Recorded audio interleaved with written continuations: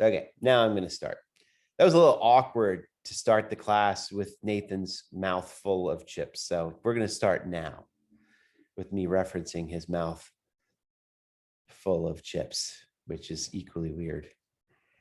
So anyway, today, a little bit of a different turn in this class. We're going to talk about the Buddha's sermons. Maybe y'all can give me a little show of hands here in the, like, who has read the Buddha before? Just a couple of you. Okay. That's good. Then I'm happy that you have that you get to read this. I think it's important that you get to read these. Basically, I had you read some of the most important texts in Buddhist teaching, general texts, that is, not specific doctrinal texts, but I had you all read the Sermon at Benares, which opens. Benares is a place in contemporary, is a city in India. I believe I had you read the Sermon at Deer Park. I had you read the Fire Sermon, and selections from the Dhammapada. Sometimes the Dhammapada is translated otherwise. Neha, your hand is still up. Did you want to say something? No, my bad. I was just no raising worries. my I hand just want to make sure if anybody has anything to say, I didn't want to ignore it. Yeah. Why don't I turn it over to you all and see how you all found this? How did this strike you? This is a little bit of a different look. Natan? Mouth full of chips, I could talk normally.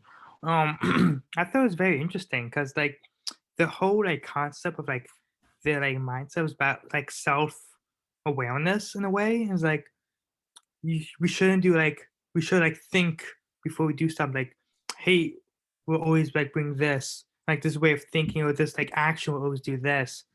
And we should be like clear, like mindful, like so I thought it was very interesting and nice. We should think before we speak, Natan. Is that what you said? Yeah. That's a little ironic. I'm just kidding. I'm just joking. Neha, your hand is up again. Did you want to chime in this time?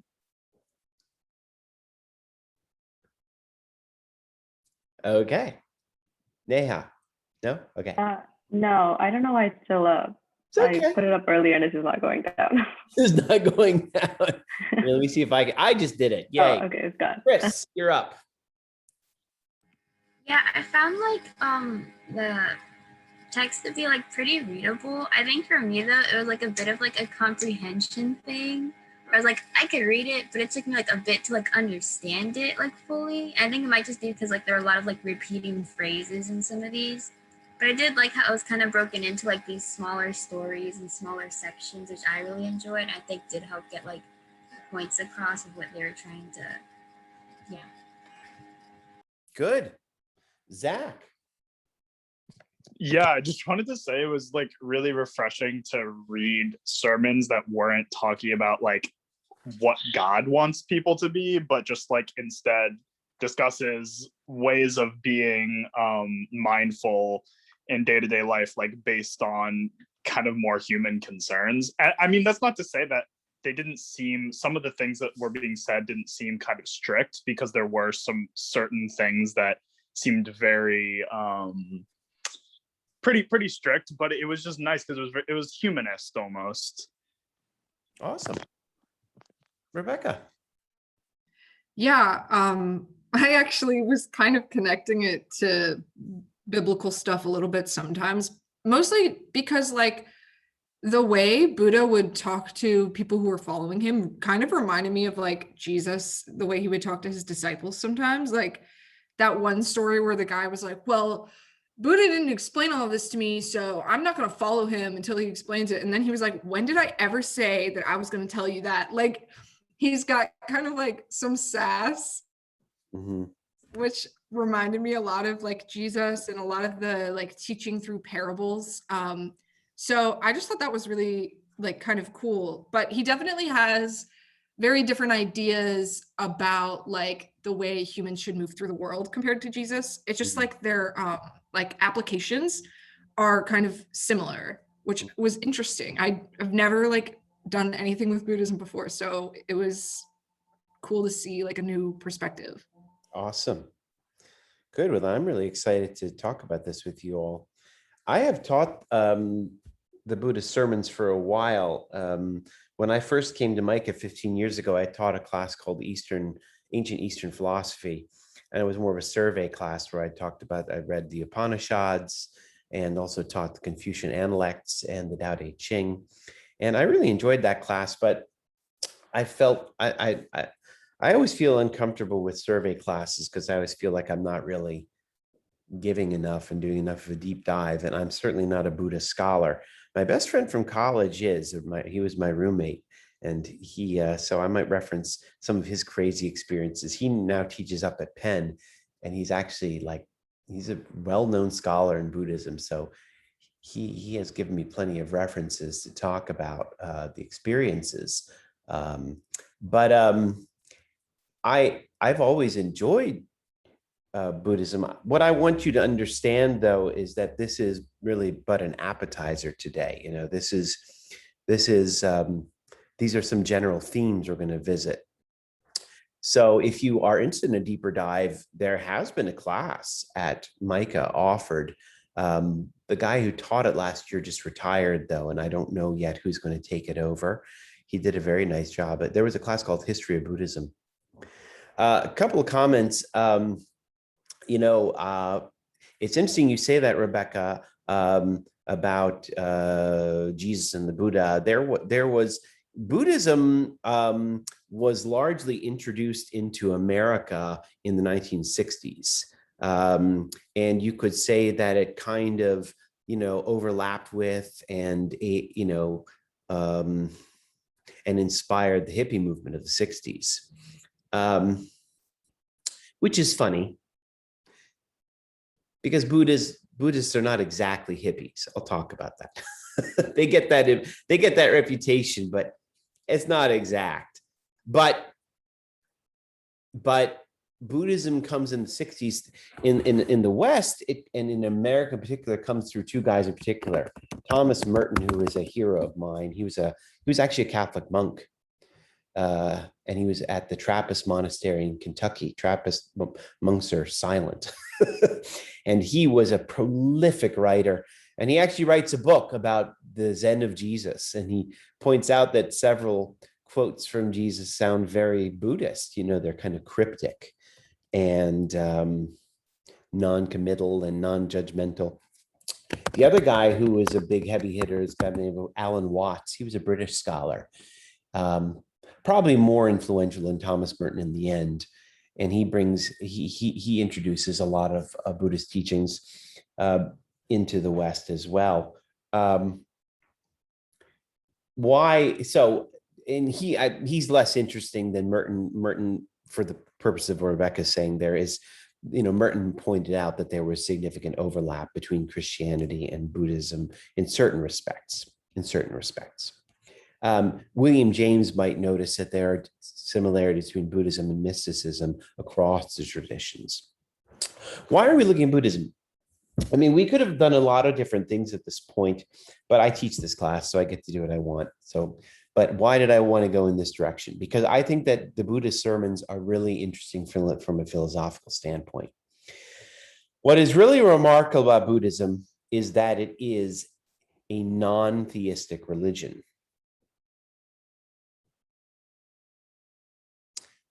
Non-theistic. That's not to say it's atheist. And I wouldn't call it theist. It's non-theistic. We have been talking a lot in this class dealing with, we've been dealing with Dawkins and Dennett and Ditchkins and their critique of largely, when they attack religion, they're largely attacking monotheism, okay? And so this is a very different look.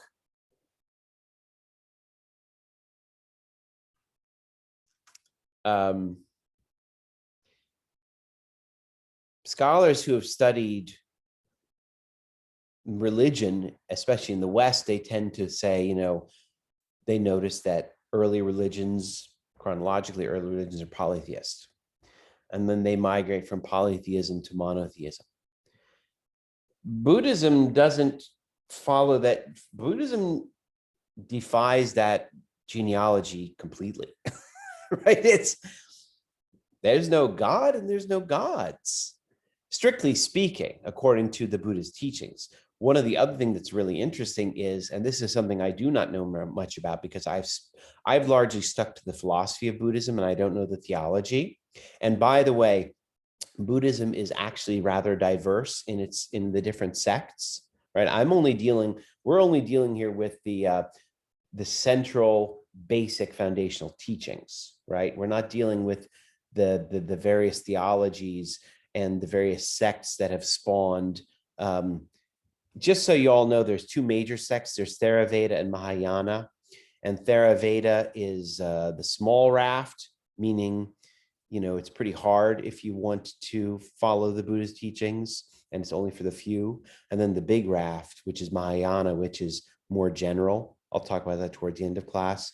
Theravada is what you find in Thailand and Southeast Asia. Mahayana is what you find in China and in Korea and Japan, where where Buddhism has also coexisted with other religions, right?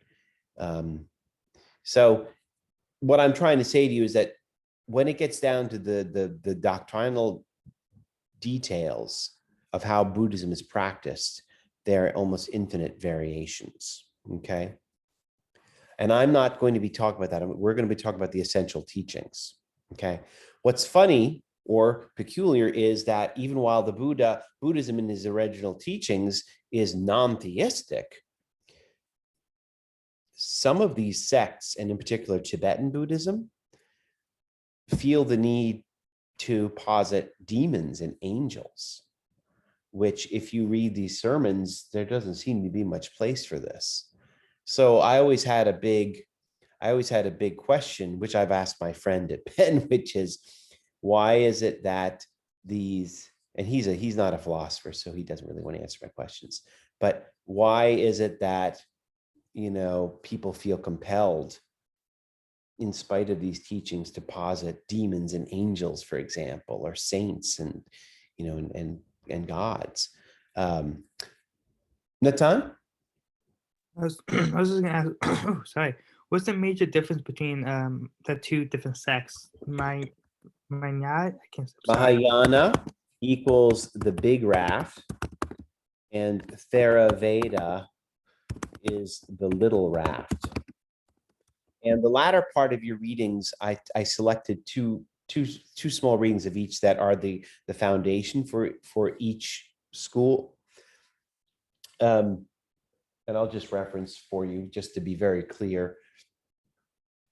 The fire sermon, which is around page 96, 97, I think, that is one of the founding statements of Theravada, which basically suggests that if you want to follow the Buddhist teachings, you need to remove yourself from this world and you need to join a monastery.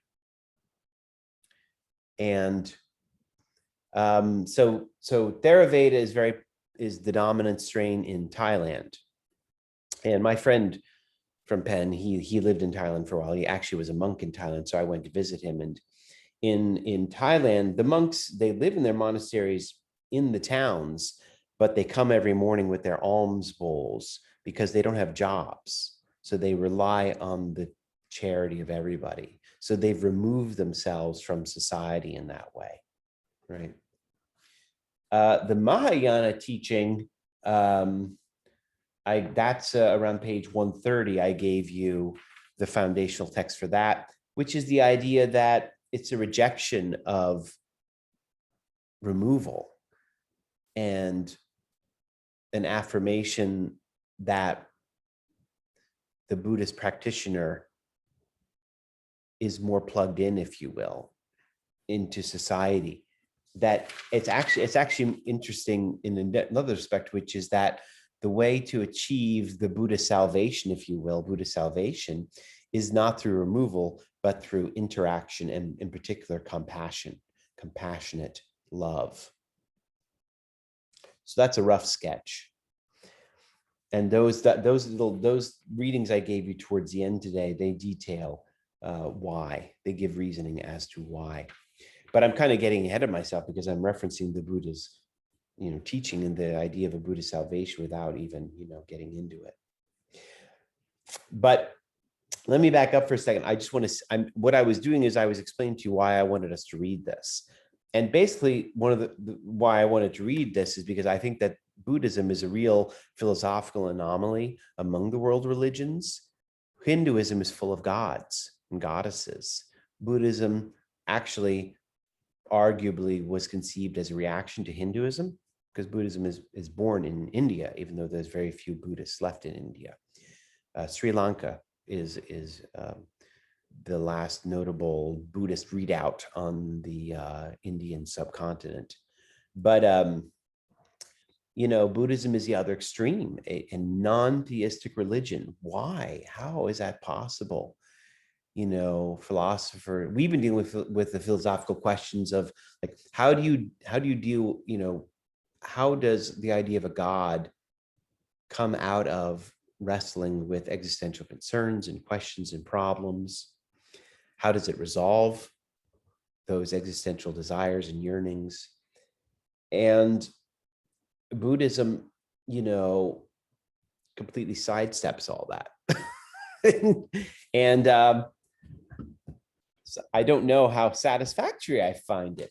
Sometimes I think it's very appealing. When I was your age, I was threatening my parents to go join a Zen monastery.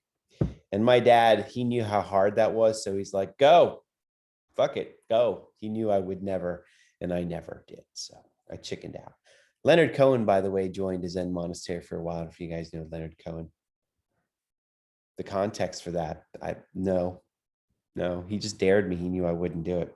So you'll find this when you have teenagers. Teenagers are full of shit and they threaten all kinds of things. You're like, do it, I dare you. And sometimes they do, sometimes they don't. Anyway, I'm babbling. Yeah, Rebecca, dare him. See how far he goes.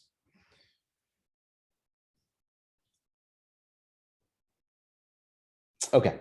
All right. So without further ado, why don't we dive in? I also think that what's also interesting is the Buddha's approach, And the larger question for you all is, I wonder what you all would think is, this is just a question to keep in the back of your mind as we move through this. How would Dennett and Dawkins deal with this?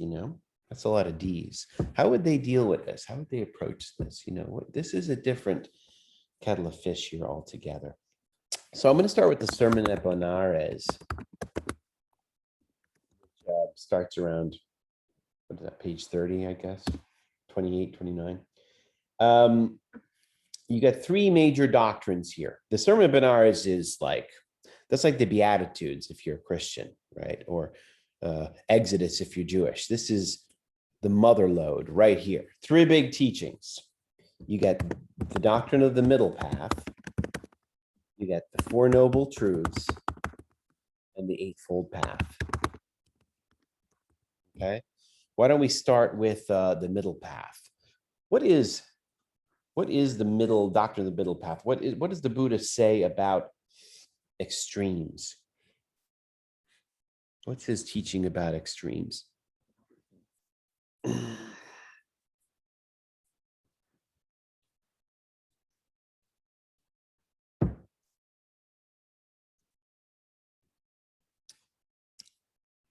Anybody know what he means by the middle path?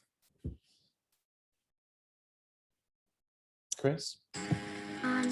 Reach the middle path, you have to avoid both extremes. And that's basically. What are the extremes? He says passions and luxury, and then self-torture and stuff like that, right? You guys know what he's talking about?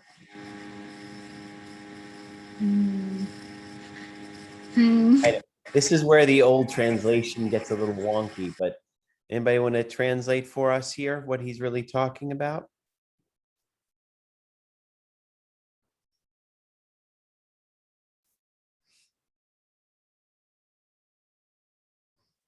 No? What page is that, Chris? It's like right at the beginning at 29, 30. End of 29.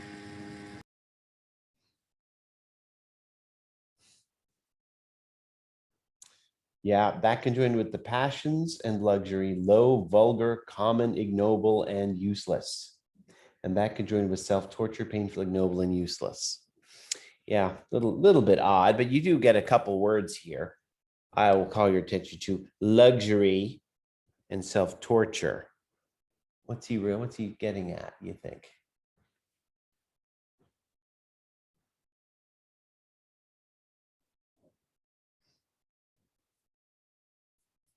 Arthur. Is it like the concept that you need to have like a certain amount of privilege to like be self-conscious because you don't have to worry about like your basic survival kind Mhm. of thing? Good, we're getting closer. Yes. Rebecca. I mean, it sounds to me like my pastor has actually said similar things before, which is like you shouldn't think too highly of yourself or too low of yourself. Just don't Mhm. think of yourself. Mhm. Like it's kind of reminding me of ego death. Like just don't be like self-focused too much. Mhm. Good.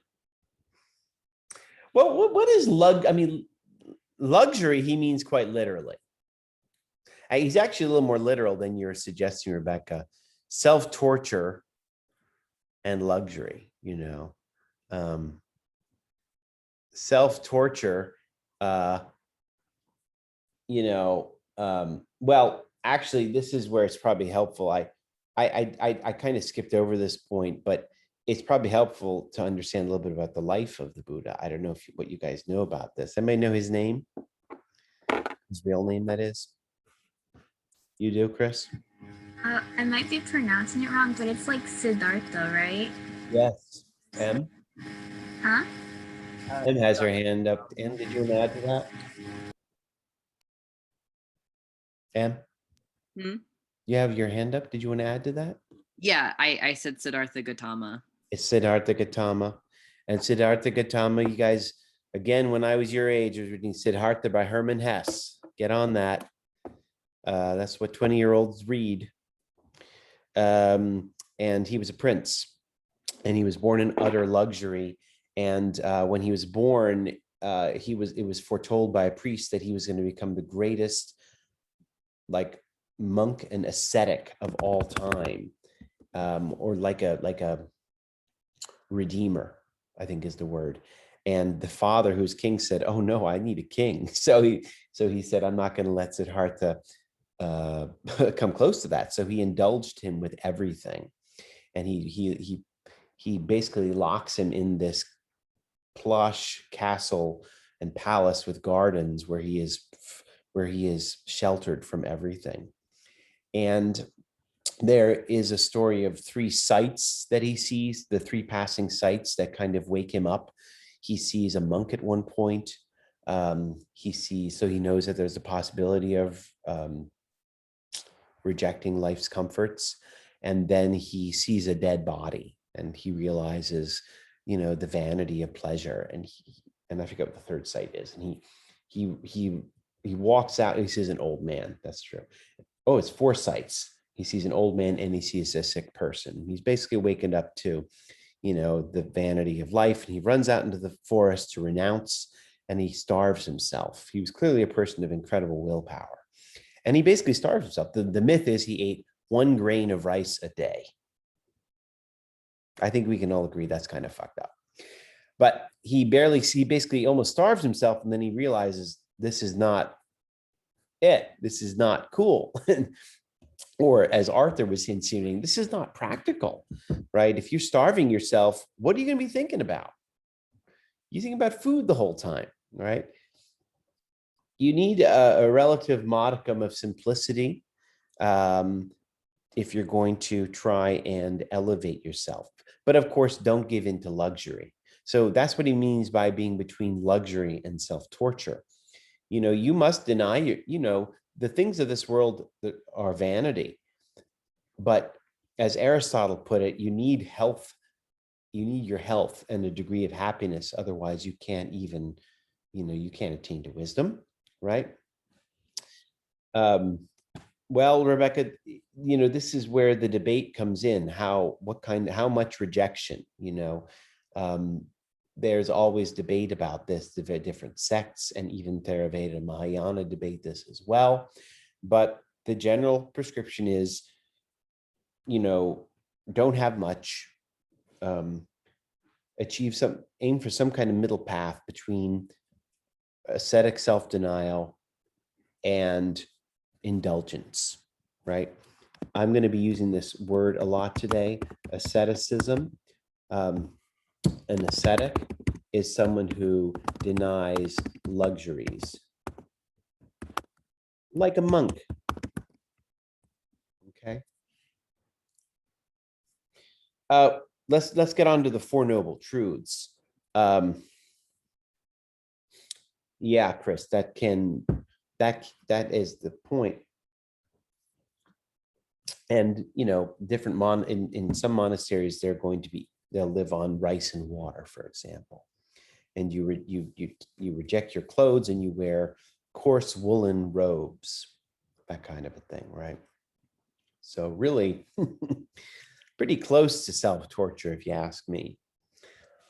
But anywho, let's talk about the Four Noble Truths.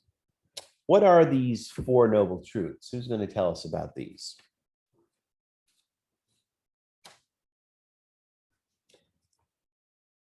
Rebecca, go for it. Life is pain. Life is pain. Whatever makes your pain. Get rid of your desire, then you won't have any pain. Yeah, life is pain. That's one. Two is what? Desire causes pain. Good. Zach, did you want to chime in? Oh no, I was just gonna say that's what the second one is. Good. Three, root out desire. And then four, how? Path.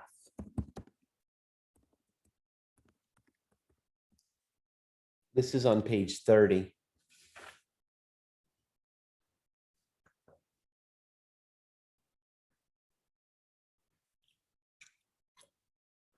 Yeah, that's pretty good. I don't need to add to that. We'll talk about the Eightfold Path in a little bit. Okay. This is the real hard core. Life is pain. Life is suffering. Desire is the source of suffering. That's another way to put number two.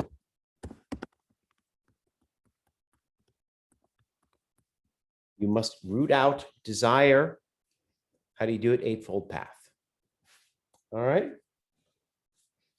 How does that strike you? I'll get into the Eightfold Path later. Hold your horses. I'm just curious what y'all think so far. Natan. That's kind of depressing. Like life is pain. Desire causes pain. And just like, okay, I guess my living just painful. And to get rid of it, you need to get rid of your desire. But like, I don't know, man.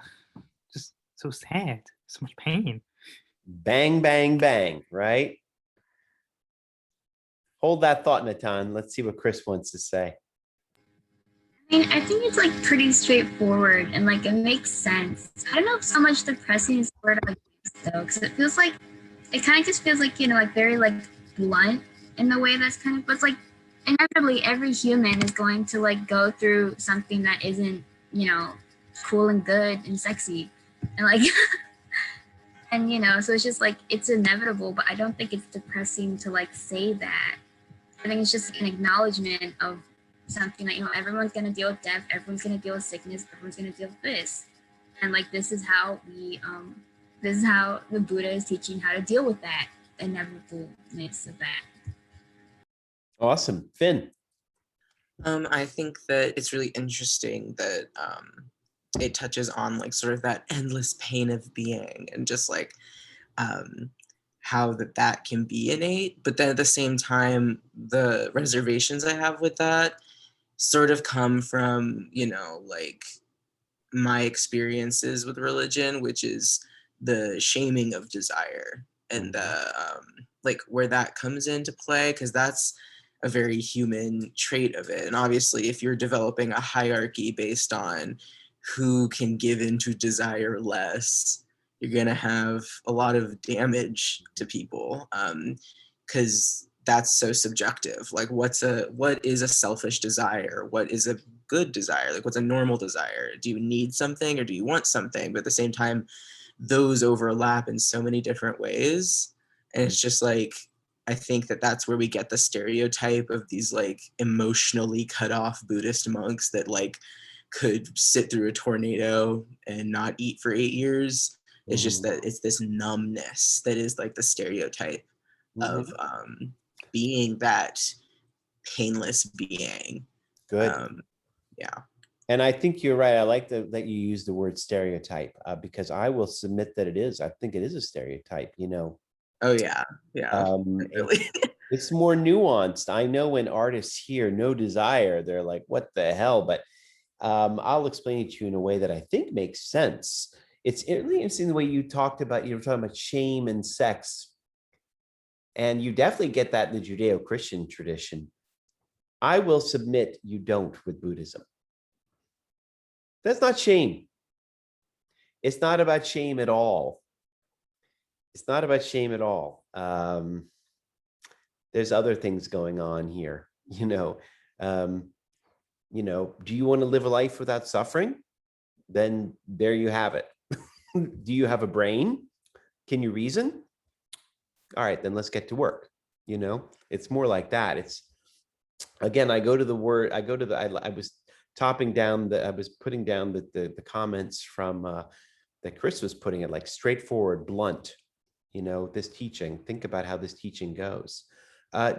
Gia.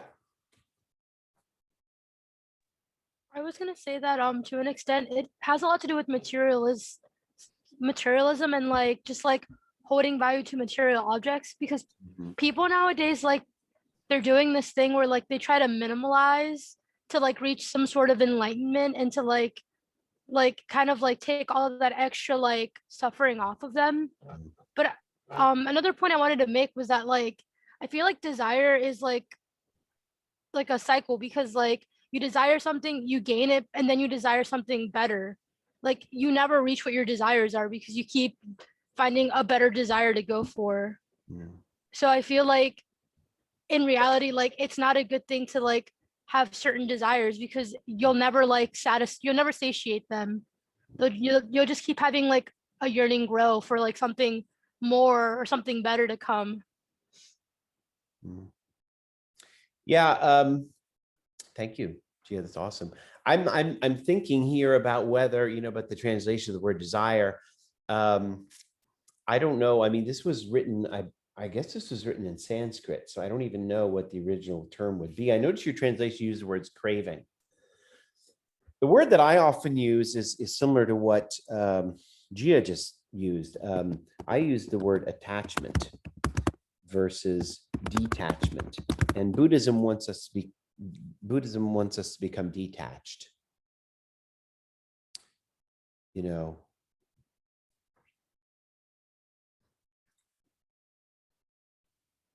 Yeah.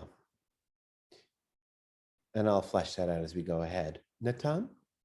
No, this is kind of like off topic, but I'm reading like this fantasy book, and like this guy like made his own religion, and like this group of people, they have this thing called like their God really values passion, and without passion, you can't like do something. So I was like thinking about passion, like this desire, and like how this book talks about the passion, like you need passion.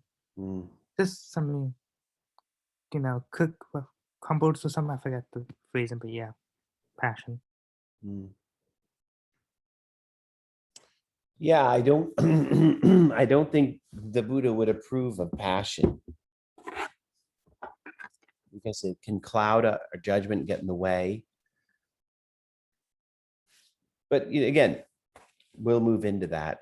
I think when we start talking about the Dhammapada in a few minutes, you'll see the reasoning for his statements. Let me just, say something here. Compared to other religions, Buddhism is unique in that it is very direct, right? No bones about it. Right to the point, right? As one of my favorite philosophers, Santian, used to put it like, you must first be disillusioned if you're going to get over your problems in life. And that's what Buddhism is doing. He's like, hey, it's like shaking you. Hey, life sucks. Okay. Let's move on. Life sucks. I'm not going to feed your fucking illusions. Okay. Life sucks. Life is pain. Oh, when is it painful? Take a look at the quote on 30, all the fucking time. When you're born, when you get old, when you die, in between two, right? It's always pain. There's pain at every moment. It's just different kinds. Okay. And the root of it is desire. And the cure is to extinguish desire. And who's going to be principally responsible for that? Chris. It's all on Chris. Exactly. No, it's on you. Again, this is not stuff people like to hear. They'll be like, who can I pay money to? Can I pray to a saint and just like that saint can do the heavy lifting for me? No, Buddhism is like, it's on you. Bad news. You don't like the situation of life? Tough. It gets worse. You're responsible. All right, let's move on to the next one. Again, we will have time to flesh this out, but I want to move through a couple things so we get a fuller picture. Section 2, the questions not tending to edification. This is my favorite little essay here. It's about this guy. I'm going to put his name in the chat because it's kind of a mouthful. Malunkyapata. Malunkyapata is full of questions. What does he want?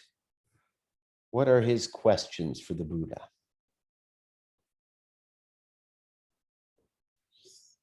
Oh, Chris. Oh, yeah, he was like, I want to know if the world is eternal or not. I want to know if the saint exists or not. I want to know what comes after death or not. And then the Buddha was just like, listen, I'm not going to tell you what it is. By saint, he means the soul. That's a weird translation, like of your eternal soul. Yeah, he's asking all these questions, page 32, which we started out the class with, the big philosophical questions, right? Like, why am I here? And where am I going? And will I, does a part of me live for eternity? And, we call these, in philosophy, we call these metaphysical questions. And in the Judeo-Christian tradition, that's where God comes in, right? God made you. God loves you. God wants you to blah, blah, right? Yes, you will live forever. You will sit in the palm of his hand for eternity, eating Dove bars, and it'll all be resolved and you'll be happy. And Buddha says to him, dude, I got no answers for you. I got nothing for you. And more, he's like, where did you get the idea that I was going to answer these questions for you, right? That's not my thing.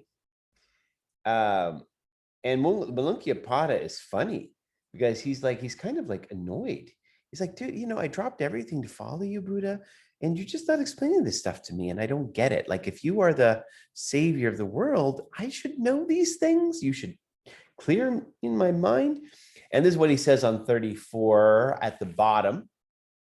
He says, about why he won't answer him. He says, listen, it's as if Malunkyapata, a man had been wounded by an arrow thickly smeared with poison, and his friends and companions, his relatives and kinsfolk, were to procure from a physician or surgeon, and the sick man were to say, I will not have this arrow taken out until I have learned whether the man who wounded me belonged to the warrior caste or the Brahmin caste, or to the agricultural caste or the menial caste. Or again, he were to say, I will not have this arrow taken out until I've learned the name of the man who wounded me and to what clan he belongs. Or again, he were to say, I will not have this arrow taken out until I've learned whether the man who wounded me was tall or short or in middle height. Blah, blah, blah. But 7 lines in says, that man would die, Malunkya-Putta, without ever having learned this. What's the point? Rebecca? Yeah, what I wrote in my notes was you don't need big picture questions answered to know how the world as you see it functions. Like, yeah, those things are cool to think about and stuff, but like you're alive, you can look around and you can see like what reality is. And that's what you should primarily be concerned about. Like, there's a poisoned arrow in your back and you know it's in there. Like, maybe worry about that. And then maybe after that, you can figure out the rest. Great. Chris? Yeah, I think Rebecca summarized that well, but it was kind of like, like you're focusing way too much on the things that are in front of you, and like stuff that like you might not ever have the answer to, and like you're so focused on trying to find the answer to something that you should just accept you might not have the answer to it and just keep moving on. Awesome. What is the goal? What is the objective? We just saw it. What's the goal? Keep your eye on the prize. What's the prize? Not to die. No, dude. No, I mean, according to the Buddha. Enlightenment. What do you have to do to get there? You have to escape from the karmic cycle, right? Don't get too crazy. Just stick to what we've read so far. What does the Four Noble Truths tell us? What's the prize? What must you do? Huh? You must cut off all desire. You must for extinguish desire.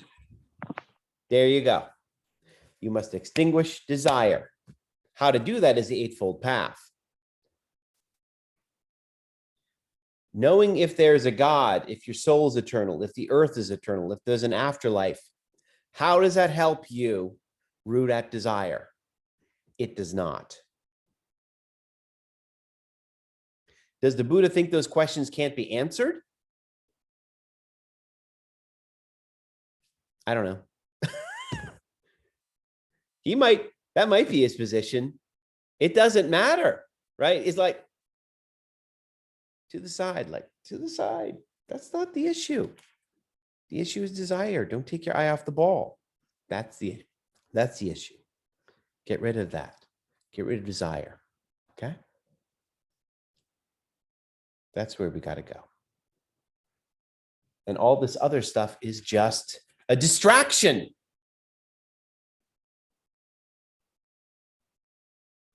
Here's how he puts at the end of that reading. This is page 36. He says, he goes through a whole list of things. He says, I've not explained this. I've not explained that. I've not explained the soul and the body. I've not explained that the saint or the soul neither exists or doesn't exist after death. I haven't told you. Have you been listening, Malunkya-Putta? I haven't said a shit about this stuff all these years. And why have I not explained this? Because this profits not, nor has to do with the fundamentals of religion, nor tends to aversion, absence of passion, cessation, quiescence, the supernatural faculties, supreme wisdom, and nirvana. Therefore, have I not explained it? And what, Malunkya-Putta, have I explained? Misery, the origin of misery, the cessation of misery, and the path. That's the noble truths. That's what I've been teaching. I have not been teaching that other stuff. So metaphysical questions, the monotheistic religions are deep into metaphysics, right? Considerations about the nature of the soul,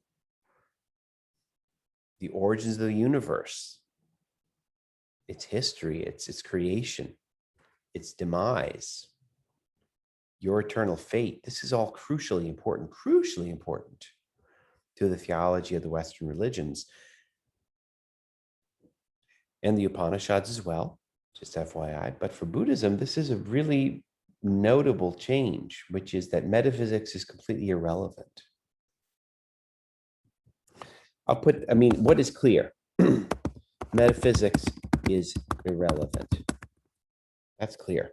What I'm not sure about is metaphysics action? It might be. I think it might be. Metaphysical concerns might be a distraction because they kind of are for this guy Malunki Buddha, right? He's ignored the key teachings because he's wrapped up in all these other obsessions. So I'm leaning towards yes on that second point. Anybody have any questions or comments?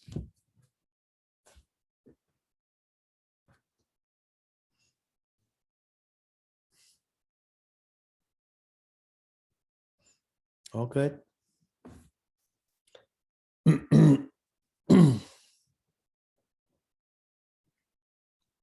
Okay.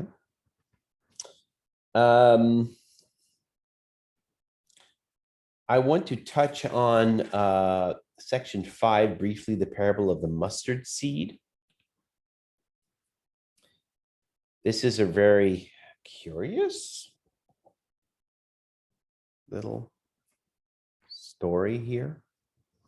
How does this parable go? Someone tell us about the parable of the mustard seed, Chris. Oh, so it's like this woman, Kisa Gotami, and she was born to a poor household. So when she got married, the family she married into didn't treat her well until she had a son, and then that son died. So then, like, you know, she didn't want to accept that he had died because that would also mean like possibly losing like the newfound respect that she had gotten. And so she went to the professor of the 10 forces, and he said, you need to go to the city and go to the houses and find mustard seeds from houses which nobody has died from, and that will cure her son. And it turns out that she couldn't find that because everyone has been through death and grief like that. Awesome. Very good. Good. I call your attention to a quote that kind of sums it up in the middle. This is the bottom 45. You know, that next to last paragraph, in this same way she went to the second house to the third, etc. And then what she eventually learns is, you know, in the entire city, this must be the way. The Buddha, full of compassion for the welfare of mankind, must have seen, overcome with emotion. She went outside the city, carried her son to the burning ground, and then says, you know, dear little son, I thought you alone have been overtaken by this thing which men call death, but you are not the only one death is overtaken. This is a law common to all mankind. She cast, so saying, she cast her son away in the burning ground.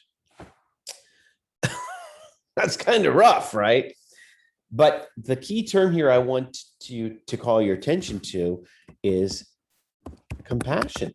This is evidence of the Buddha's compassion. This story, right? He tells her to go to every house and find out if anybody's died there. And then she learns, oh no, they all die. And then she throws her son on the burning pile outside the city. That sounds kind of rough. What does this tell us about Buddhist compassion? What does this tell us about the Buddha's compassion? Chris? I mean, maybe it's might be my interpretation, but I guess it's kind of like a decentering of yourself and knowing that like you've been through something that someone else has definitely also gone through. So I guess in that way, sort of like building that sort of like empathy for each other and yeah, compassion as a result of the fact that this isn't like a lone experience. Okay. Anybody else? Thank you. How does his compassion strike you, Zach? Well, I feel like it's interesting to think about the fact that like one of the core tenets is that basically suffering is unavoidable because it implies that everyone suffers and there's kind of like connection in that. Good.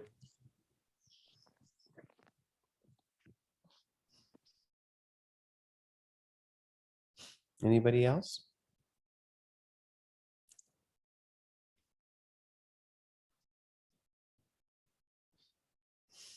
It's a tough lesson, right? But it's a lesson everyone has to learn. And the question is, do people learn it? By the way, compassion, anybody know what that means? Compassion. It mean, well, see, now in the days of Google, I have to contend with people searching that shit. It means to feel with, passio com, to feel with someone. And passio, where we get the word passion from, also means suffering. So it means to suffer with, to feel with. So this is, the Buddha expresses his common feeling with this woman, right? You need to understand what we all have to understand, is that we are dying and death is inevitable.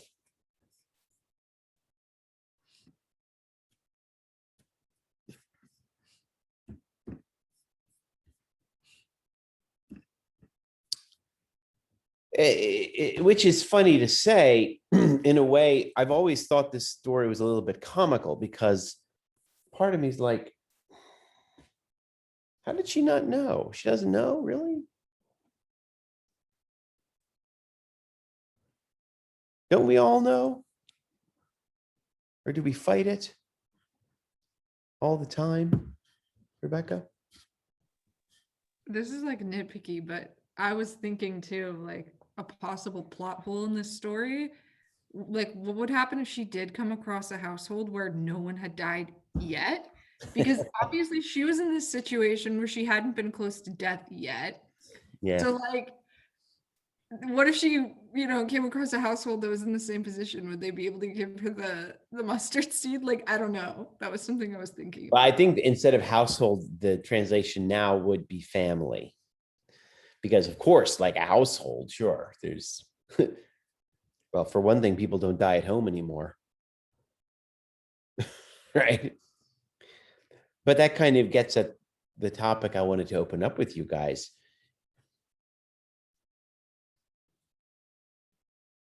Are we culturally frank and honest about death? Or are we culturally removed? And I asked that question, but I'm very interested in hearing what some of our international students have to say, because I suspect they'll have something very different to say. Chris? I mean, this is something I've been thinking about for the past couple weeks, but I think it also like the general answer is no, but I also feel like it depends a lot on like the way a person died and also like who the person was. I feel like those two play a big part in like how we might talk about a person's death and like deal with the surrounding events of their death as well. Okay. Thank you, Brittany. So I literally just rewrote my first paper basically on this. And so the way that we treat death as a culture is it's like I don't know if it's a stigma necessarily, but there's this crippling fear of death that we have, because the way that we treat our dead is that once they die, they get shooed away to a morgue, and then from the morgue they get shooed away to a funeral home. They get made all pretty, and they get put in a box in the ground, generally speaking, and we never see them again.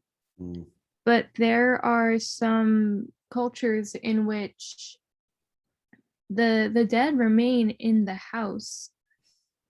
Shooed away. Oh my god. And I said shooed. Like but there are cultures in which the dead remain in the house with the family after they die. And it's like they're not dead, they're not gone, they're just sleeping. So like the way that we treat the act of dying is like the dead just go away forever. But that's a very Western thing. Good. Thank you. Em. Yeah, pretty similar to that. And I want to bring up the fact, I mean, we have talked in depth about like what capitalistic culture does to us. And I think one of the things that it does is it makes us more scared of death because it's so solution focused, and there is no solution to death. it's just something that we have to learn to accept, which is very not in line with like finding a solution, finding something that you can sell to someone to make them feel more comfortable about death. It just doesn't exist.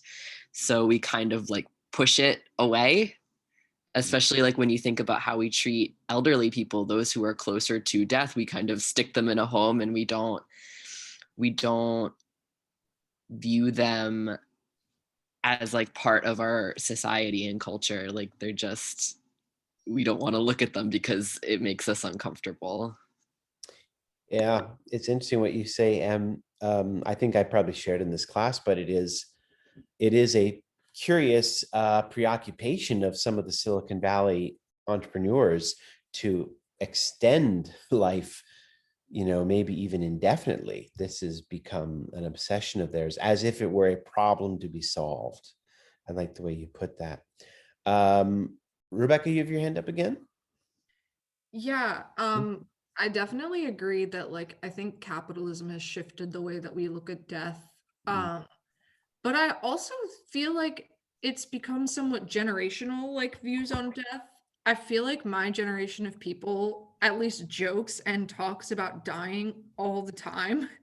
And I think maybe it's just because it feels more imminent to us with like climate change and economic instability. But like, I feel like the boomer and Gen X generation, because of the way that they were socialized to kind of not address a lot of problems, like the problem of death was like, we're not going to worry about that until it's literally in the middle of happening. Like they never prepare themselves for it or like think about it ahead of time. But I also think like burial practices or the way that you deal with the body after death can have an effect on how you view it. Like I'm very like cremation kind of person. My grandmother and my grandfather were cremated. I want to be cremated. My mom wants to be cremated, and we actually still have some of my grandmother's ashes like in our house. So she is kind of with us. We also have our like pets' ashes in our house, so they're kind of all with us. And I was talking to my boyfriend about this, and it actually like very much upset him that we cremate our dead. Being from Egypt, like it's very culturally traditional to preserve the body for as long as physically possible. Like something about keeping your body intact is their way of keeping people with them. So like different cultures, but also different generations seem to view death differently. And I feel like my generation is at least more like accepting of the fact that it will happen, and we're not really in a rush to like preserve the longevity of our lives. Whereas like I feel like the past generations, I don't know, maybe they just had more of a zest for life, but they were very concerned, it feels to me, about like not really talking about it, or like, once it happens, you do your grieving and then you just get over it. Yeah, I don't know, I'm rambling, but that's kind of how I see it. Thank you. There's a lot of good stuff. Chris? Oh, yeah. I mean, I think we can kind of say it's kind of like, I don't think Americans are like allowed to grieve. And I think it's because like the culture that we have, and, like obviously like stuff like capitalism where it's like, okay, 3 days tops, and now you have to go back to work, back on your end game. I think that is something that's been like very much highlighted during this pandemic, where it's like you have people working through like these mass amounts of debt. And it's like nobody really knows how to handle it properly or how to grieve for it properly. And so, yeah, and I was just like thinking about like,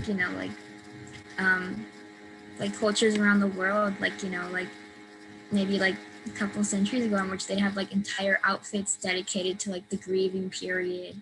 And like, like I think a lot of times most Americans see death as like the end, like that's it, there's no more life. And then you have like people giving away people's things and like, throwing things away or like locking them away somewhere where they can't be seen. I think it's also something like, like people who are terminally ill, in which people have to deal with like knowing that this person is going to be gone soon. And like, it sort of leads to a very dehumanizing kind of experience where it's like, sometimes I kind of see you as dead before you're even dead yet, which is weird. And I think it's uncomfortable on both ends. hasn't talked like nobody knows how to talk about like what will inevitably happen to somebody who is terminally ill or close to death. Thank you. Finn. Oh, I was gonna say that I think that the whole thing about when death like happens and you're just gone is kind of new. Like, I mean, even like even like early like American goddamn colonizers, which is where we get a lot of our sterile environment, even they had some crazy death rituals, like what Chris was talking about, where like they would dress up specifically for mourning, like even like because I mean, whenever I think about why is America feel so sterile, like white America, it's usually because of colonists. Even they had their own shit, and it just kind of disappeared. And it's this like fear of talking about it because it's like, oh, we don't talk about it. There's no laws about dead bodies. Dead bodies, their rights are really bizarre. I learned a lot from Ask a Mortician, a YouTuber.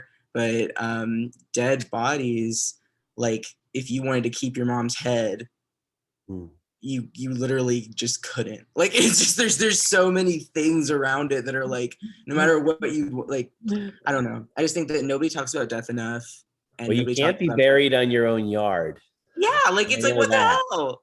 Like it's like you can't be buried like graves can't exist in places where they haven't been like specifically allowed. So it's like if you wanted to be buried in a beautiful place, you'd probably have to be cremated and spread about. But like what Rebecca said, like a lot of cultures, like I'm not gonna be cremated. You know what I mean? Like it's like I would like to be in my little potato mushroom sack and grow a tree or something. Yeah. I'd like to be a little fungus guy. But yeah, I just think that talking about it is the real issue, and the fact that it's just not addressed and that they just kind of like let people disappear after their deaths, which is a recent sort of development. Great. Irish has her hands up, and I want to hear from Freya about the celestial burial in just a second, because I think I know what that's about. Irish, you have the floor. It was just weird for me because like in Philippines, like I went to a funeral here one time, and in Philippines I was like, this is so different because like in Philippines, sorry, we like usually the dead would be in the house for like 9 days, so there's like a whole ritual and like that we pray every night and all that. But when I got here, like I just went to a wake and there was like a little talk. I don't know what you call that when they talk about the dead. So I kind of feel like it wasn't like as personal or kind of like letting the people grieve in some way because it's just so quick. And I was like, oh no, this is weird. So I didn't really feel like that person really died in some way. Yeah.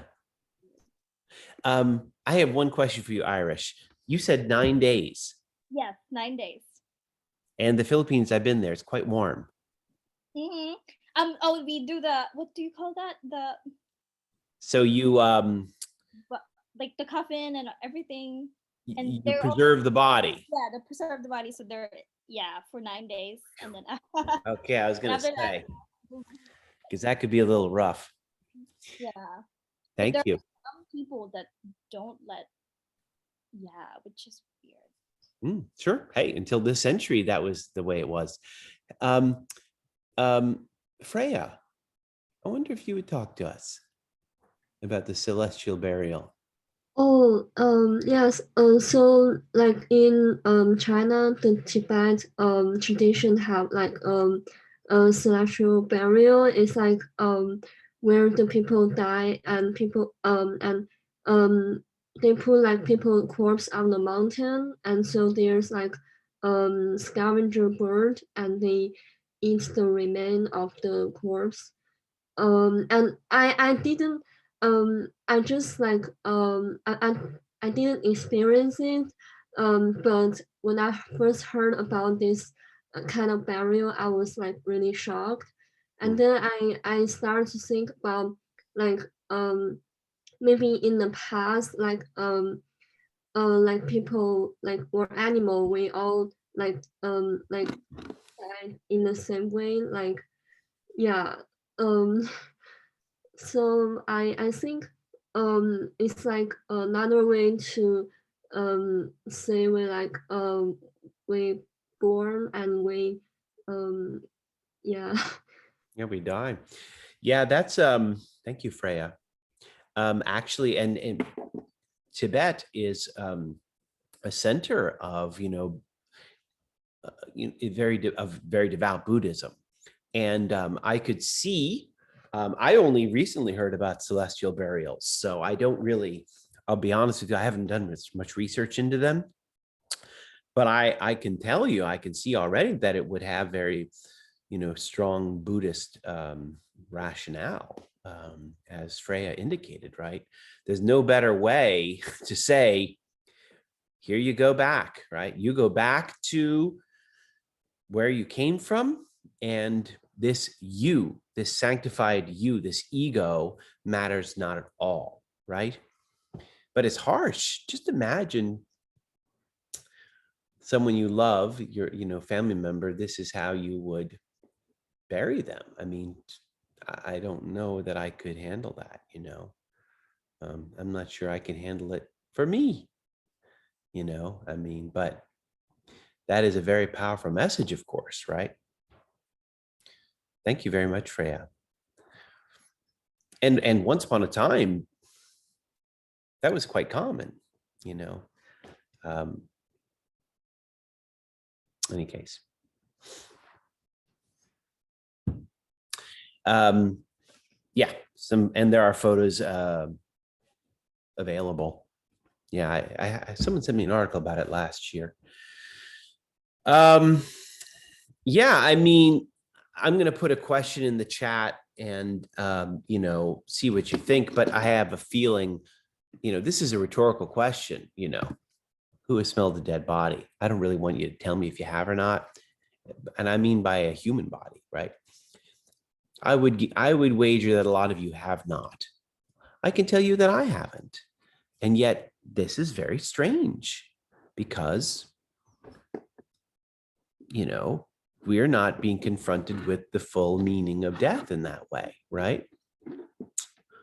Many of you probably have not even seen a dead body outside of a funeral home. That doesn't count, right? Brittany? So fun story. Is it? Yes, it is a very fun story. So my partner is a nursing student, and so sometime last year, pre-COVID, we went to a cadaver lab together because fun, fun date activities, and we actually got to handle like actual legit real body parts. Yeah. Like I got to hold a human uterus and stick my finger in an aorta. It was so cool. And at the end, it was kind of almost like a guided tour. Like, there was a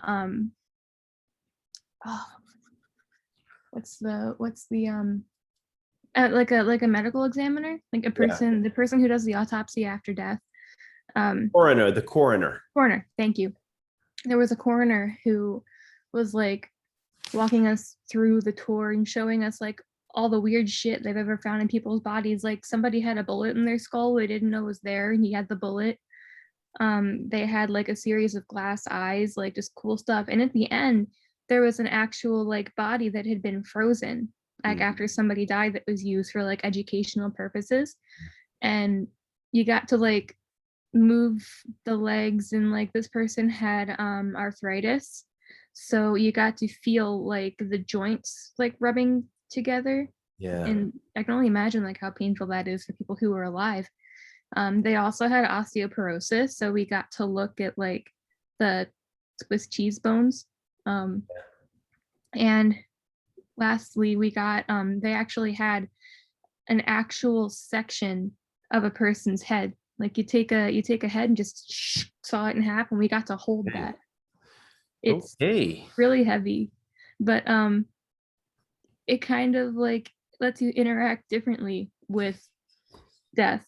Yes. Because it reminds you that like a dead person is still a tangible thing. And to answer the smell question, it didn't smell great. But but all of these things were also treated with Yes, like they were, I'm sure. preservatives and chemicals, and those didn't smell great either.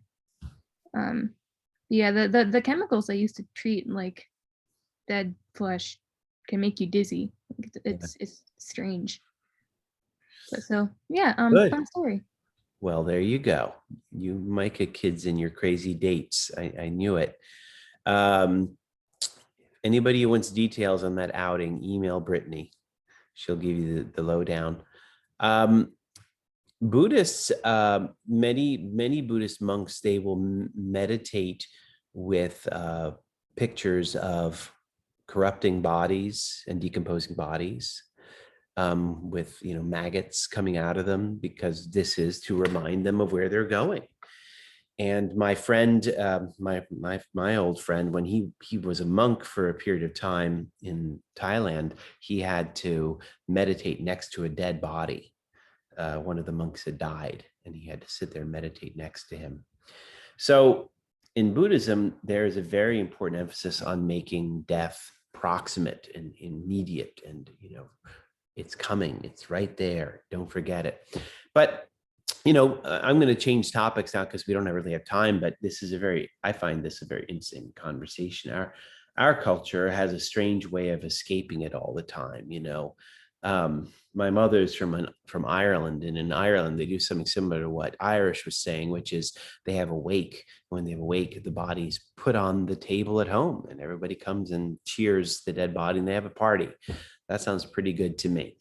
I think there's something more frank and open about that experience. In the States, it's very removed, right? The person, you never die at home, you die in a hospital, you are removed to a funeral home, and then to a graveyard, and we out of sight, out of mind, right? Out of sight, out of mind. Let me move on. I want to touch on one other teaching before we dive into the Dhammapada.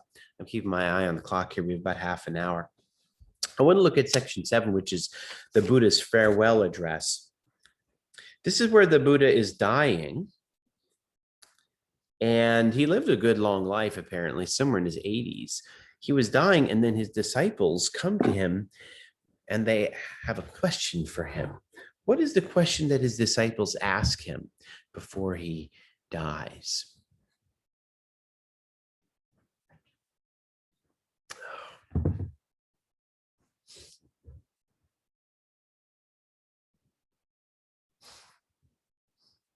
Anybody remember?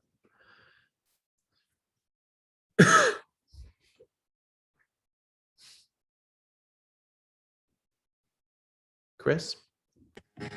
Isn't it kind of like who we're gonna follow after you're gone, and what are we expected to do after? Close, very close. Yeah.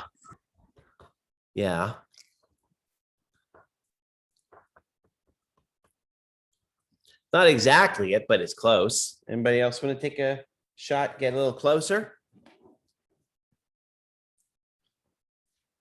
Rebecca?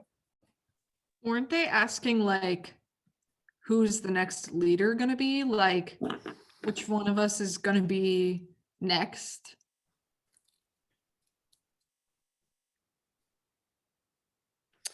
Well, I don't know about that, but towards the end of 48, they say, do you have any last instructions? It's a little general, right?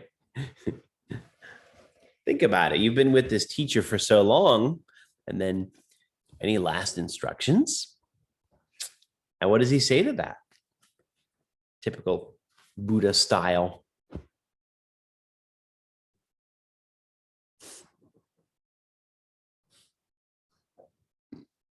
How does he respond to their question?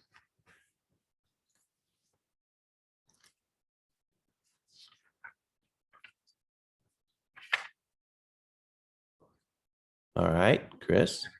He's kind of like look inward and rely on yourself instead of expecting the answer from me again, right? What's the short answer? Last instructions? Nah. No, nada. I decline. Again, you've been listening to me all these years. What else? This is his quote at the bottom of 48. He says, what does the order expect of me? I preach the truth without making any distinction between exoteric and esoteric doctrine. For in respect of the truth, the Tathagata, that is him, has no such thing as a closed fist of a teacher who keeps some things back. You guys know what esoteric means? What is esoteric? All right, Rebecca. I'm cheating because it's in the footnotes. Taught only to a few. Yeah, could also mean secret. I don't have a secret teaching. I've been blunt and upfront. I told you what the deal was. Life sucks, and you're the reason. Root it out, right? That's all there is to it. I didn't hide anything from you, right? Yeah, I mean, you got to imagine these guys. He's like this revered guru, and you're around him all this time, and he's dying. You're like, oh, before you go, anything else? Anything else you want to tell us? Like, no, I told you everything. I didn't hide anything from you. But then he goes on, right? And the issue of, I guess this is where you guys are talking about the issue of another leader comes through. And what's his answer to that? What does he have to tell them about a leader going forward? Who is their leader? It's Chris, exactly. It's all about Chris. Chris is the Buddha. Of course, Chris is the Buddha. We're all the Buddha. Now, seriously. It's you and me, right? So in Buddhism, you have a couple sayings. In Buddha, one of the sayings is no guru, no teacher. Another one, if you see the Buddha in the road, anybody know how that ends? If you see the Buddha in the road, no? Once upon a time, people used to know this. Kill him. And Buddhist monks will say over and over again, the Buddha is shit. The Buddha is shit. The Buddha is shit. Because, well, why? Buddha seems like a pretty nice guy to me. What's wrong? Why this emphasis? Any ideas?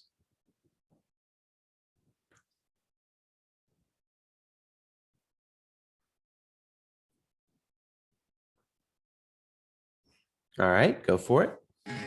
Maybe to like avoid that sort of like idealization of him and like turning him into like a figure outside of his teachings. Good.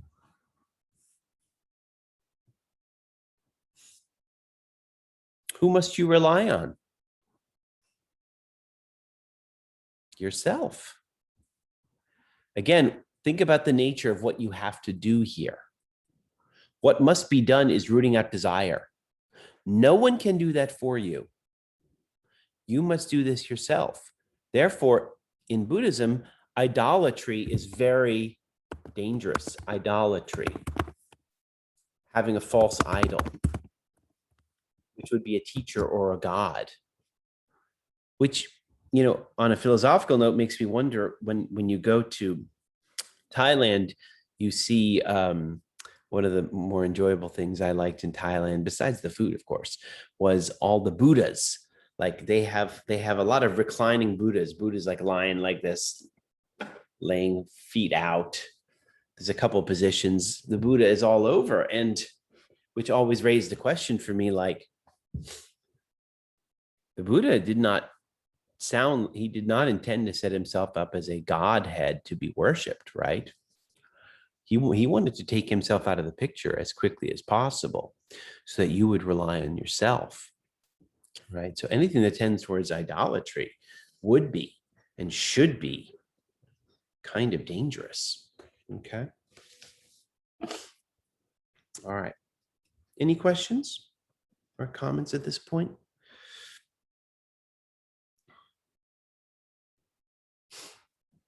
All right. I'm going to dive into the Dhammapada. This is around page 52. I have about 20 minutes, so I want to make sure I cover a couple important things. I think the Dhammapada that's my favorite of all the Buddhist writings. In your translation, by the way, it's called The Way of Truth. That's the way it's translated. Around page 52. Just look at the opening. The opening of Dhammapada, page 52, really sets the tone. I'm reading right at the beginning there. All that we are is the result of what we have thought. It is founded on our thoughts. It is made up of our thoughts. If a man speaks or acts with an evil thought, pain follows him, as the wheel follows the foot of the ox that draws the carriage. All that we are is the result of what we have thought. I'm gonna take over some of the talking here just to move things along, guys. So the point being, you are what you think. You don't like what you are? Change what you think. That's what you can do. That's your power. You have the power to change that. In fact, you have the response. You are responsible for your thoughts. Okay. So that's what your agency is. Look at the next point right away, bottom of page 52, about some of these thoughts that are dangerous. He abused me. He beat me. He defeated me. He robbed me. In those who harbor such thoughts, hatred will never cease. He abused me, he beat me, he defeated me, he robbed me. In those who do not harbor such thoughts, hatred will cease. For hatred does not cease by hatred at any time. Hatred ceases by love. This is an eternal law. Hatred. Hatred is an example of a damaging or painful thought. Actually, I lied. I will ask you a question. How does hatred hurt? And I don't mean other people. How does hatred hurt you? How does, actually, I have to specify again, how does hatred hurt the hater? And yes, you may use this as a song title for the songs you're writing. But sorry to sound corny, but this is exactly the Buddha's point. How does hatred hurt the hater? Sometimes hatred feels good, right? Oh no, Rebecca? I'm a pretty, I won't lie. I could be a hateful person sometimes. And this book was written for you. Go ahead. Yeah. I feel like it's usually justified, but I can speak from experience in that, if you spend too much time being angry about things, it can just fill your mind with a lot of negative thoughts. And I think honestly, if you spend a lot of time criticizing or hating other people, it can end up kind of coming back on you. You end up doing those same things to yourself. And I've found that anytime that I spend too much time looking at terrible things happening in the world, or I'm too deep into politics, I end up just so bitter and miserable. And it's just not fun. Mm-hmm. And usually none of these feelings that I have even make it to the thing I'm projecting hate onto. Most of the time I'm not even taking it out on anybody. It's just swimming in my own brain. So it's definitely not a good habit to get into. I can see what he means when he says this. It also doesn't sound very productive from you using the word swimming around. So good. Chris. Yeah, like Rebecca, I also enjoy being a hater. But yeah, it's kind of like hatred can really cloud your judgment and make it a lot harder to be more open to what is happening. And in that sense, it kind of feeds into a sort of I wrote about this in our response, a bit of a self-fulfilling prophecy, because your thoughts dictate your reality. So if reality is constantly filled with I hate this, I don't like this, this constant negative feedback, then when something bad does happen, it's just gonna fulfill that same idea of what you have about the world. It's kind of this never-ending cycle of hatred and negativity. It's not sexy. Good, thank you. Brittany. I feel like hatred also has the ability to instigate violence. Yes. And violence has the ability to ruin people's lives. Yes. In fact, I think that any any act of mass violence or violence in general probably began with a hateful thought. Mm. So it's just kind of like a domino effect, and the hateful thought was the first domino that knocked over all the rest of them. Excellent. Natan? I was just gonna agree what y'all keep saying, but like hatred, like when you like hate, like you want, yeah, like get angry, it makes you, it just has all those negative effects and feelings. Like I don't get angry very often, but when I do, just it's very annoying because I just get pissy. And just like it has like a repercussion on you, or repercussion on you is like I'm angry, but not everything else makes me angry. Like the smallest thing, we're like, we call it don't be salty. Just I gotta go for my, I need to go. Okay, thank you. It clouds your whole worldview in a way. It kind of poisons it in a way, right? Yeah, I mean, the point is, hatred hurts the one who is hating in a way. That's what the Buddha means to say. When you have evil thoughts, they don't principally hurt someone else, although they do. They principally hurt you, okay? You first of all hurt yourself. And how do you root these out? Well, he says the top 53, the world does not know that we must all come to an end here. But those who know it, their quarrels cease at once. When you really come to grips with our mortality and the endingness of everything, that's how you diffuse hate. That's how you fight against hate. That's how you how you attack it and undermine it. He says on the next page, he says, a good mind, in a similar vein, a good mind ceases to think of good and evil. A good mind ceases to think of good and evil. This is a quote on page 55. At the bottom, this is a chapter on thought. If a man's thoughts are not scattered, if his mind is not perplexed, if he has ceased to think of good or evil, then there is no fear for him while he is watchful. Knowing that his body is fragile like a jar and making his thought firm like a fortress, one should attack Mara, the tempter, with the weapon of knowledge. One should watch him when conquered and should never rest. Before long, alas, this body will lie on the earth, despised without awareness like a useless log. Wherever a hater may do to a hater, or an enemy to an enemy, a wrongly directed mind will do us greater mischief. Again, hatred, you principally do harm to yourself. But you don't think in terms of good and evil. Think in terms of good and bad. Think about the difference between evil and bad, right? This is a strong degree of difference, right? If something's just bad, you'll get over it. You'll move on. Don't think of things in terms of good and evil. But again, this is, how you feel and then how you interact with others is dependent so much on you and the way you view the world. And you've got to understand, again, your mortality. The key message here, your body is fragile. You will die. You will lose those good looks, those young good looks. I'm telling y'all, I know you're all feeling invincible right now. It'll come crashing down, right? Behold where you're going, okay? I use oil of Olay though, so I'm holding up okay. But behold where you're going. And this is my favorite quote of all, page 59. You should definitely put this over your bed or tattoo it on your forehead. This is on the middle of page 59. He who has no wound on his hand may touch poison with his hand. Poison does not affect one who has no wound, nor does evil befall one who does not commit evil.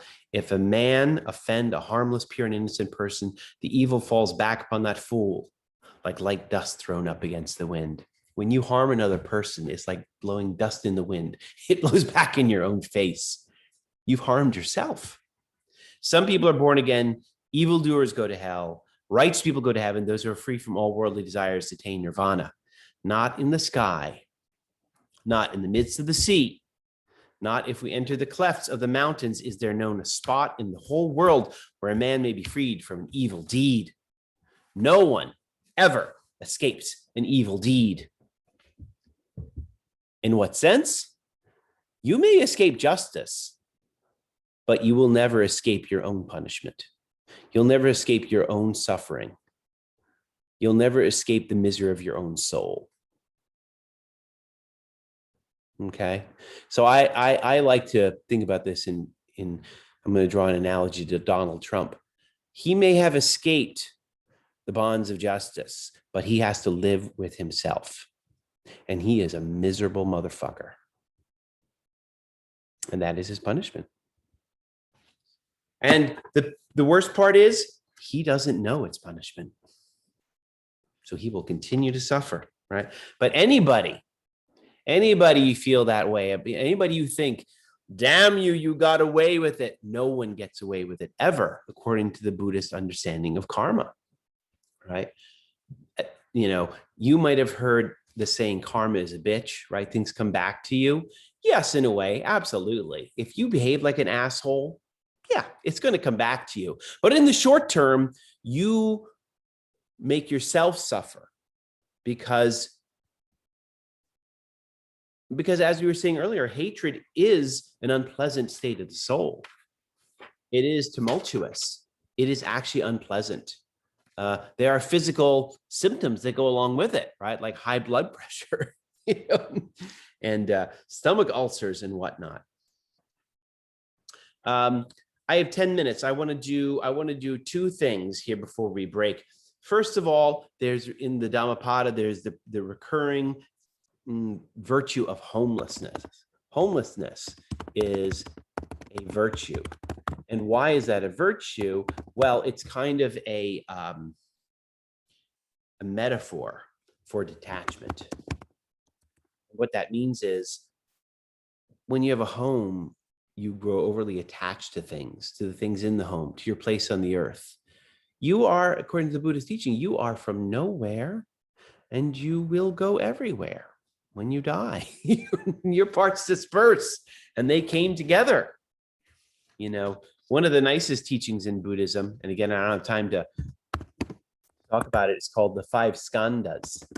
And this is, and I forget what the skandhas are, but basically a human being is a temporary uniting of 5 different strains of things, right? I think it's like senses, emotion, materiality. These 5 come together for the 50 or 60 years that you were alive on earth, which by the way, we now know is but a blink in an eye, right? In the scope scheme of things. And then the 5 strands disperse at your death. And then another 5 will come together for someone else's existence and they disperse, right? And so it goes, right? That is the truth of your nature. And so if we have to understand that we are essentially homeless in this earth, the other problem is that when we have a home is also a metaphor for desire, because the key teaching of Buddhism is that desire builds desire, right? Desire is extremely dangerous, according to Buddhism. And this is something that Plato also points to, is that desire builds on itself. I forget who was saying this earlier. Desire is never, I think Gia was saying this, desire is never satisfied, right? That's the problem with desire. That's why it's painful, right?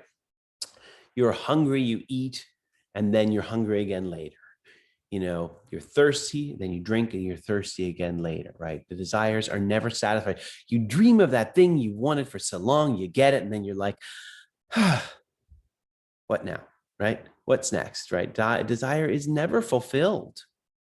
And so desire builds desire in the sense that you get something.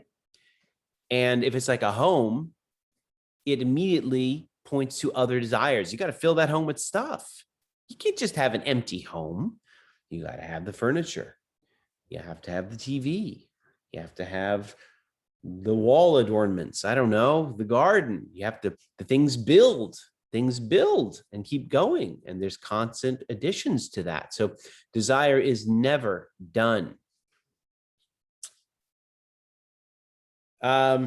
Which brings me to the Eightfold Path. I have 5 minutes to talk about this. The Eightfold Path, this is indicated on page blah, blah, blah. Back in the Four Noble Truths, the Eightfold Path is indicated. This is on page 30. Okay. And by the way, these can be translated differently. Right view, right intention, right speech, right action, right livelihood, right effort, right mindfulness, right concentration.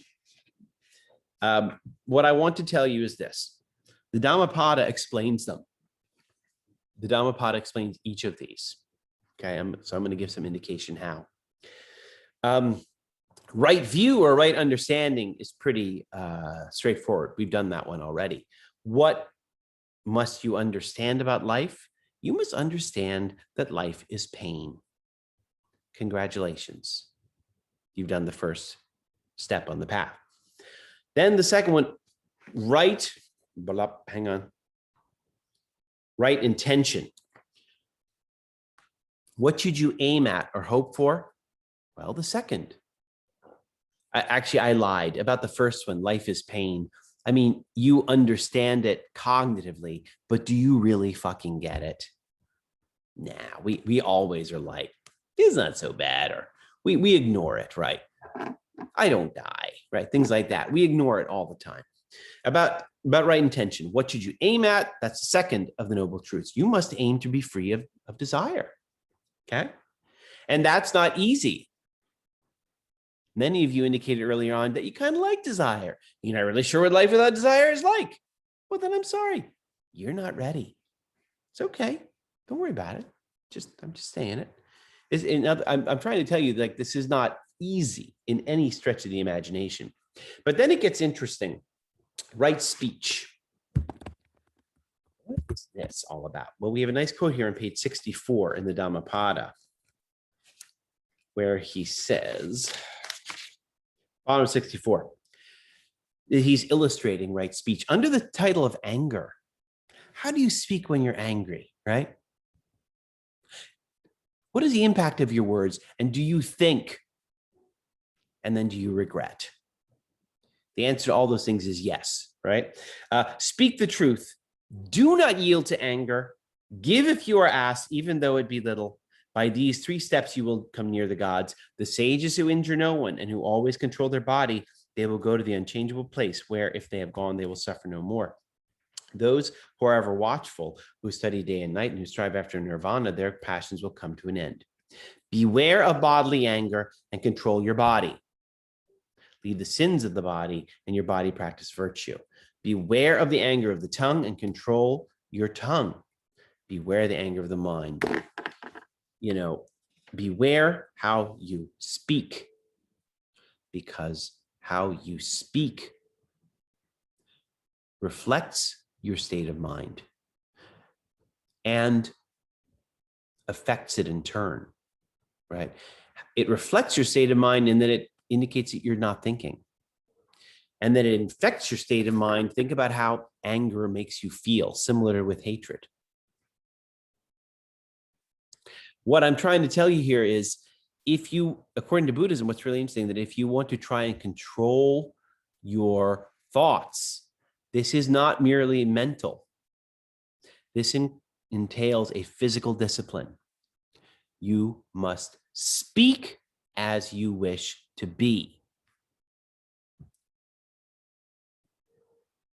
Many years ago, I brought a Buddhist monk to MICA to talk to the students. And I'll never forget him. He was the most gentle man I've ever met in my entire life. I almost literally fell in love with him. I didn't want to tell him that, but like I loved him. I met him for like an hour. I'm like, I love you so much, because he was so kind. It just oozed, but he demonstrated it, and it was evident with his speaking, right? The way he spoke. How you speak determines how you are and how you think. Then there is right conduct or right action, which is, refrain from acting out of anger. It's funny, like if these are going to be sequential, speaking right comes first, then acting right comes next. Do not act in anger. Right livelihood. Livelihood is another word for vocation. This is an interesting idea. What is your vocation? What is your job? What is your profession? Is it the kind of job or profession that gives rise to desire, gives rise to anger, give rise to hatred, right? Do you have the kind of livelihood that means in your everyday lifestyle, you are able to practice virtues? I leave it to your imagination to think of the kind of professions that are not helpful. You know. And then the last three, right effort, right alertness or mindfulness, and right concentration. These three go together, right effort. There are different prescriptions for this. In Buddhist monasteries, they practice meditation, for example, and there are different techniques for how you have to display the right effort, the position that you hold, how you train your mind, how you hold your body. The aim ultimately is, and then mindfulness, how you should be mindful throughout your day. So in Zen Buddhism, they have a saying, when you eat a peach, eat a peach. You get it? When you eat a peach, eat a peach. And don't worry about anything else. And then another saying in Buddhism, Zen, when you wash the dishes, wash the dishes. So they are not a fan of all you all out there multitasking. Pay attention to the Buddha right now. Stop your multitasking. When you are learning the Buddha, learn the motherfucking Buddha. Okay? I'm the king of multitaskers. When you walk, walk. When you eat, eat. That's mindfulness. Know what you're doing. Pay attention to what you're doing. Do not be distracted. You know, and here's a nice quote on page 55 to indicate, again, the goal. He says at the very top of that section on thought, as a fletcher is another word for an archer. An archer, someone who shoots an arrow. As an archer makes straight his arrow, a wise man makes straight his trembling and unsteady thought, which is difficult to guard, difficult to hold back. Our minds escape, right? So if you've ever practiced meditation, you will notice, and teachers will tell you this, that you have to, that your mind will wander immediately. The first few minutes, 20 minutes or so of meditation, the first few times you do it, maybe for a very long time, your mind will just wander.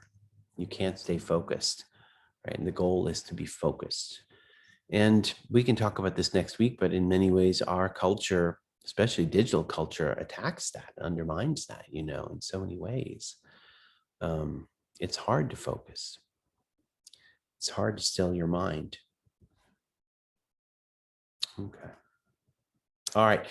I'm going to stop there because our time is up. But I'm happy to open class next week, going over some of these topics, because I do think that there's obviously very, very rich, and there's a lot to talk about in here.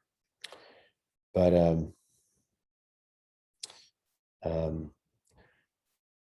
I just on that last note, my friend at Penn, he teaches a class on mindfulness, and he has everybody drop their cell phones into a basket as they walk through the door. He also has another class where they drop your cell phone on the floor in the basket, and then he gives you a book, and the class is 8 hours long, and you read the book. You don't do anything else. And I like raising that issue with students, because sometimes the MICA students, they get kind of anxious when they hear about this, like, or anybody, not just you all. Like, you want me to sit on a couch for 8 hours and read a book? You fucking crazy, right? So anyway, all right. I'll stick around if anybody needs to chat with me. Your homework for next week, don't forget, you're reading the Appiah book, just readings for next week. I want to hear from you about your paper topics, please. There's some good things that came up today. If you're interested in studying, you know, any of things, researching any of the stuff that came up today, I'm happy to help you with some resources and some ideas. But I want to hear from you, okay? But I will stick around if anybody needs to chat with me, okay? All right, take care, everybody. Have a great week. Thank you. See you later. Thanks. Have a good one. Yes. Chris. Wait, does anyone else need to talk first before I? Go for it, Chris. Let me stop the recording. So in case you say any